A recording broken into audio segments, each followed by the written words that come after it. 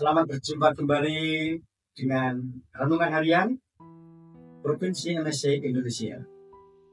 Saudara-saudari yang terkasih dalam Tuhan, sabda Tuhan yang hendak kita renungkan hari ini diambil dari Injil Markus bab 6 ayat 7 sampai dengan 13, perihal Yesus mengutus para muridnya berdua-dua.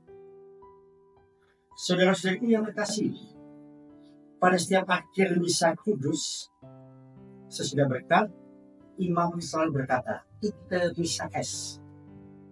Atau, "Pergilah, kamu diutus."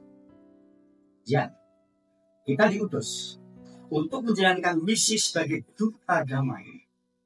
Jadi, bergerak dan beralat dari altar perjamuan menuju pasar kehidupan.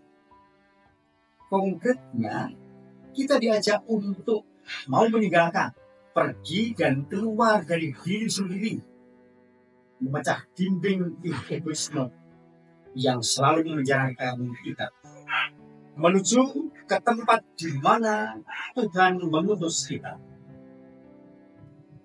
Saudara-saudara yang terkasih, misi itu selalu berarti meninggalkan, tetapi tidak selalu mengadakan perjalanan. Di atas semua itu, misi berarti membuka diri dan hati bagi Tuhan dan sesama, sebagai saudara dan saudari, menemukan dan menjumpai mereka di dalam Tuhan.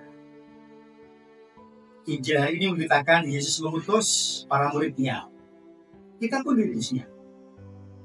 Adapun 3 semangat dasar sebuah karya misi ilahi antara lain, pertama, kebersamaan. Jadi, Yesus mengutus para murid yang berdua-dua. Iman kita tidak hanya berdimensi personal, tapi juga sosial. Sosial itu kata sosius, yang berarti sahabat. Sosial berarti bersahabat. Gereja sebagai umat Allah diajak berjalan bersama sebagai sahabat seperjalanan, sebagai suatu gerakan penghuni societas perfecta menuju surga abadi. Yang kedua adalah kesederhanaan. Para murid diminta untuk tidak membawa apa-apa, tidak membawa banyak bekal, kecuali tongkat dan sehelai baju. Supaya apa?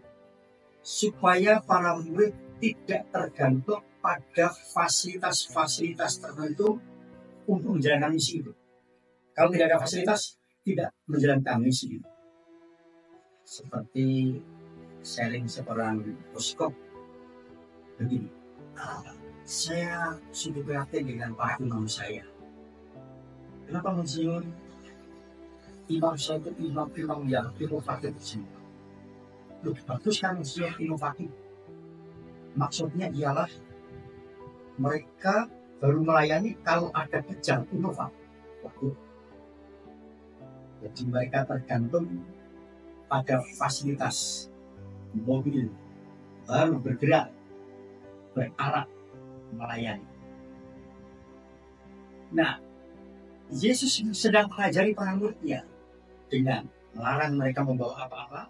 Untuk apa? Untuk bersemangat lepas bebas, tidak terbebani dengan kelekatan, tak teratur, dan bisa fokus pada karya misi itu tanpa tergantung pada fasilitas-fasilitas. Kita memang membutuhkan banyak fasilitas nih, Mak. Tapi di saat pada titik tertentu mungkin kita diperhadapkan dengan situasi di mana tidak ada fasilitas, tetapi pelayanan menuntut supaya kita tetap pergi. Disitulah seorang utusan harus tetap fokus pada karya misinya. Yang ketiga, kepenuhan. Inilah sikap secara utuh, penuh dan menyeluruh. Mereka diajak untuk hanya bersandar pada Tuhan, Terlebih mereka sudah dibekali dengan bekal ilahi, yakni kuasa untuk mengusir roh jahat dan menyembuhkan penyakit. Luar biasa. Setan selalu berteriak ketika Yesus datang tentang Tuhan. Dan kita diberi kuasa. Seorang utusan diberi kuasa untuk menguasai setan ini. Nilai dasar yang ditawarkan adalah Deus Providence, Tuhan yang menyelenggarakan, semacam kepercayaan akan providensial divina, penyelenggaraan ilahi, bahwa Tuhan akan selalu ikut berkarya dalam suka dan duka hidup dan perjuangan kita. Karena itu Tuhan menghendaki supaya kita tidak pusing atau terlalu sibuk dengan fasilitas, relasi, dan bekal apapun, supaya kita sungguh-sungguh hanya mengandalkan Tuhan, karena Dia sudah memberi kita kuasa. Tuhan memberkati.